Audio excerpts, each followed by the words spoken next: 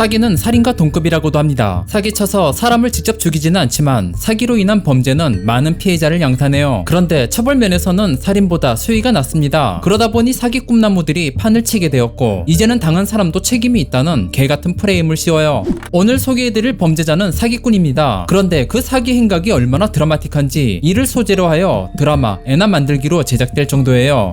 그녀는 23살의 나이로 뉴욕 사교계를 사기치고 다녔어요. 그런데 당한 사람들이 죄다 빙다리 핫바지도 아니고 자그마치 대형 은행과 자산관리사, 그리고 헤지펀드, 로펌, 부동산 개발업자, 심지어 전세계 패션 위크까지 야무지게 당했어요. 또한 대부분 피해자가 금수저인데다 사기 규모도 작업치는 급이 아닌 대규모 공사급으로 200억을 날로 처먹으려 했어요. 도대체 애나는 어떻게 뉴욕 사교계를 뚫었고 그들은 어쩌다가 어린 그녀에게 놀아났는지 지금부터 이야기를 시작하겠습니다. 애나 델비는 1991년 러시아에서 태어났어요. 하지만 그때 당시는 소련이 붕괴되기 직전이므로 태어났을 때는 소련 여자였어요. 그래서 그녀의 본명도 불군국에 걸맞게 애나 델비가 아닌 애나 소로킨이었죠. 그녀의 부모는 척박한 소련 땅에서 먹고 살기 위해 트럭 운전과 작은 편의점을 운영하며 마더 러시아 정신으로 살아가요. 부모님은 린민의 피, 땀, 눈물이 되어 공화국의 생산수단으로 살아갔죠. 그런데 소련이 붕괴되어 이제 공산진영이 막을 내리고 자본주의 콜라 맛이 홍수같이 밀려왔죠. 이에 아빠는 혁명적인 자본주의를 맞받고 더 나은 삶을 살기 위해 독일로 이민가요. 그렇게 하여 애나의 삶은 독일 에슈바일러에서 시작됩니다. 아빠는 물동량이 많은 독일에서 유럽 국가들을 횡단하며 유로 트럭을 몰아요. 그래서 애나의 집안은 이전보다 나은 삶을 살아요. 그녀는 독일에서 학교를 다니고 무도회에 참석하며 친구들과 사교를 즐기는 등 혁명적인 삶을 살았죠. 애나의 삶은 말을 못할 정도로 놀랍게 변화되었어요. 그런데 그녀는 입을 꾹 닫고 조용히 지내야 했어요. 독일어를 할 줄 몰라서. 그래서 의도치 않게 과묵한 아이가 됩니다. 그리하여 혼자 책을 보는 시간이 많아지면서 자연스레 여러 잡지에도 눈을 뜨게 되었죠. 특히 애나는 패션에 관심이 많았습니다. 그녀는 패션 잡지에 심취한 나머지 패션계의 개간지가 되고 싶었어요. 그래서 고등학교를 졸업 후 영국의 센트럴 세인트 마틴스에 입학합니다. 그녀는 패션계를 씹어먹을 패기로 영국 최고의 디자인 학교에 학생이 된 뒤 좀 다니다 때려쳐요.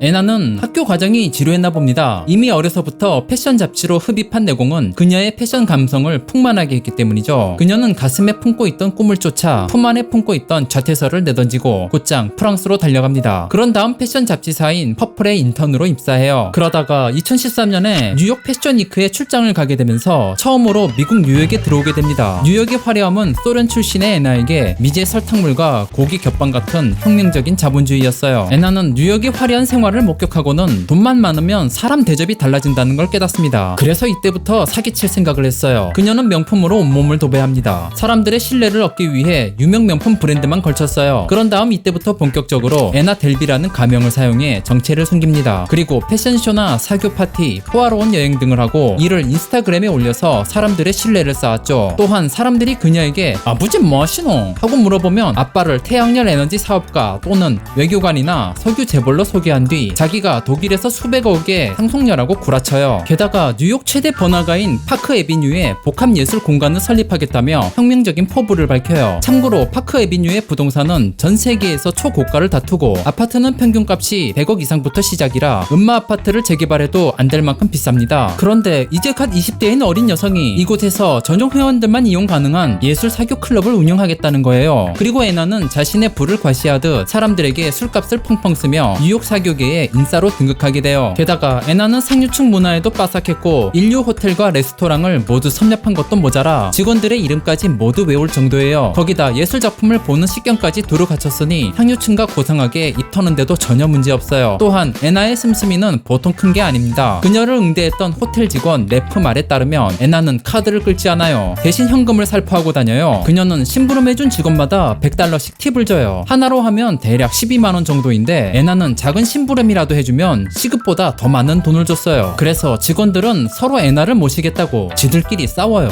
그녀는 돈으로 사람을 조종할 줄 아는 자본주의가 낳은 괴물이에요. 덕분에 애나는 모든 직원의 신뢰를 얻고 어디서든 VIP 대접받습니다. 애나는 그렇게 직원들의 신뢰를 확보한 뒤 공짜로 투숙하고 무전취식해요. 그런데 직원들이 아무도 뭐라 안 해요. 그들은 $100씩 쥐어준 돈맛에 취한지라 애나가 금수저라고 세뇌된 거였어요. 물론 외상이 늘어갈수록 이상하게 생각되긴 했어요. 그러나 애나가 당장 돈이 없어도 가오는 있었죠. 그래서 나중에 갚는다고 하면 그냥 넘어가요. 이뿐만이 아닙니다. 그녀는 PT를 받을 때도 개인 트레이너 트레이너를 고용해요. 비용은 500만원에 할부 없이 일시불로요. 애누리도 없어요. 돈 쓰는 게 저세상 수준입니다. 애나는 뉴욕 사교계에 정평이 나면서 더 많은 파티에 참석하고 각종 유명 인사들과 인맥을 맺어요. 그런 다음 상류층 남친을 꼬셔서 그의 재력과 인맥을 제거처럼 활용해요. 그녀는 이 기세를 몰아 파크 애비뉴 예술 사업을 진행시켜요. 애나는 2016년 말에 대형 은행과 부동산 전문가, 건축가 등을 만나며 200억 이상의 돈을 대출하려고 합니다. 그리고 부모님이 자기 앞으로 물려준 신탁 계좌에 6천만 달러의 돈이 있지만 25살이 되어야 인출 가능하다고 구라쳐요. 그리고 이를 증명하는 서류까지 위조했어요. 그런 다음 예술 클럽을 짓는다고 금융계 언어까지 구사하면서 이빨에 땀나도록 구라쳐요. 그녀의 포부는 마치 혁명가와 같았고 은행은 200억가량의 돈을 대출하기 전에 마지막 심사 기간을 거치게 됩니다. 한편 애나는 비자 문제로 인해 독일과 미국을 여러 번 왔다 갔다 했어요. 그런데 그때마다 전용기를 타고 이동했는데 돈 낸 적은 한 번도 없어요. 비행사는 매번 기름값은 못 받는 손해를 보지만 그녀를 부잣집 딸내미라 여겼기에 한 번에 결제받을 거로 생각했대요. 그들은 애나에게 속은 거죠. 그녀는 이 와중에 뻔뻔하게도 비행기 타는 모습을 SNS에 올리며 화려한 삶을 자랑해요. 이처럼 애나의 삶은 거침없이 뻔뻔했습니다. 하지만 그녀의 꼬리는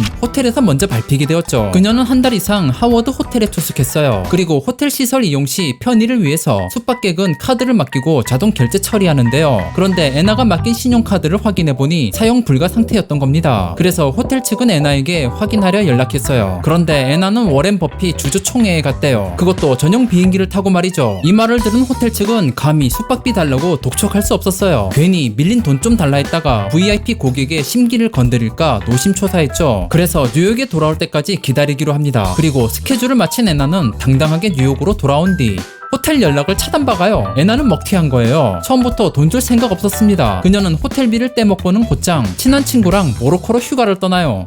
애나의 친구는 레이첼이었고 레이첼은 파티를 통해 애나와 친구가 되었어요. 하지만 그녀는 금수저가 아닌 일반녀였어요. 그래서 경비가 부담되어 망설이자 애나가 항공료와 숙박료 및 모든 경비를 대겠다며 지만 믿고 따라오라 해요. 자그마치 모로코의 5성급 호텔에서 놀 거라면서. 게다가 애나는 레이첼뿐만 아니라 개인 트레이너도 함께 초대했고 심지어 촬영 기사도 고용했어요. 그런데 촬영 기사는 왜 데려갔냐면 자기 노는 장면 부지런히 찍으라는 거죠. 그렇게 하여 모로코의 5성급 호텔에서 화려한 휴가가 시작되고 애나는 관광지를 둘러보고 고급 식사하거나 수영장에서 즐거운 한때를 보내요. 하지만 개인 트레이너는 나른한 휴가로 인하여 근손실과 함께 식중독에 걸렸어요. 결국 그녀는 아쉽게 미국으로 돌아가야 했고 애나는 레이첼과 남아서 휴가를 즐겨요. 하지만 곧 문제가 발생해요. 아마 여러분도 예상하셨겠지만 바로 신용카드 결제 문제예요. 그래서 호텔 측에 나중에 준다며 퉁치려고 했어요. 애나는 뉴욕 호텔에서 했던 짓을 그대로 했어요. 그러나 모로코 호텔은 얄짤없어요. 당장 다른 카드 달라고 쫓았어요. 결국 애나는 여행 분위기를 망치지 않기 위해 비장의 카드를 꺼냅니다. 그 비장의 카드는 바로 레이첼의 카드예요. 레이첼 카드를 긁고 다음에 갚겠다는 거죠. 이때 지급할 비용은 62,000달러로 하나로 치면 약 8천만원 이상의 거금이에요. 레이첼은 후달렸지만 애나가 금수저라 믿고 낚여버려요.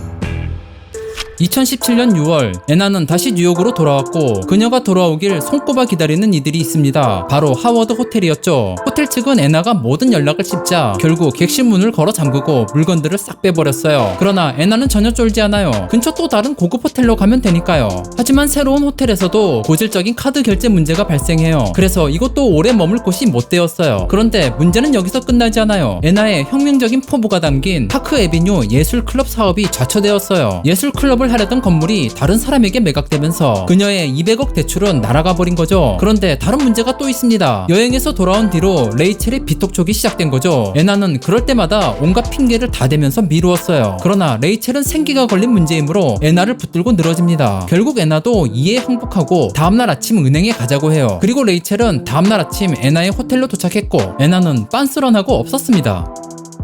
애나의 도주 행각은 이제 끝을 향해 가고 있어요. 그녀가 사기쳐서 번 돈은 바닥을 드러냈고 팁은커녕 식사 비용도 없었어요. 이에 애나의 가오도 무너지기 시작했고 호텔 측도 더는 그녀의 부자 행세에 속지 않아요. 그래서 돈이 없자 강제 퇴거당한 뒤 서비스 절도죄로 기소되었습니다. 또한 엎친 데 덮친 격으로 은행 측에서도 200억 관련 사기 대출 혐의로 신고가 들어와 결국 경찰에 체포되었어요. 그리고 경찰 조사 과정에서 그간의 모든 사기 행각과 함께 그녀의 정체가 밝혀집니다. 2019년 애나 소로키는 뉴욕주 법정에 서게 되지만 재판 과정에서도 화제를 일으킵니다. 그녀는 전문 스타일리스트를 고용했어요. 그런 다음 재판 때마다 유명 브랜드를 걸치고 패션 런웨이를 해요. 그리고 옷이 마음에 들지 않는 날은 재판을 미뤘고 재판 과정에서도 뉘우치는 기색이 전혀 없었어요. 결국 애나는 4년에서 12년의 징역형을 선고받았습니다. 가짜 상속녀 애나 델비의 파장은 뉴욕 사교계를 뒤흔들 정도로 큰 충격이었습니다. 그래서 2018년 뉴욕의 한 잡지사가 애나에 관한 기사를 써서 큰 화제가 되었는데요. 이후 넷플릭스 측은 수감 중이던 애나로부터 애나의 이야기에 대한 권리를 사들여 드라마로 제작해요. 비용은 무려 32만 달러로 하나로 약 4억 원이었죠. 사기꾼이 사기친 것도 모자라 자기 스토리 팔아서 호의호식하게 생겼어요. 이에 빡친 미국은 범죄자가 범죄를 저지르고 수익 창출하는 것을 금지시킵니다. 또한 범죄로 인한 수익은 반드시 피해자에 대한 배상금과 변호사 비용으로만 쓰게 만들었죠. 그래서 애나는 이 수익금을 통해 배상금과 비청산을 하고 변호사도 고용해요. 그런 다음 2021년 2월에 콩밥도 얼마 안 처먹고 가석방됐고 수중에는 7만 달러나 되는 돈이 남아 돌아요.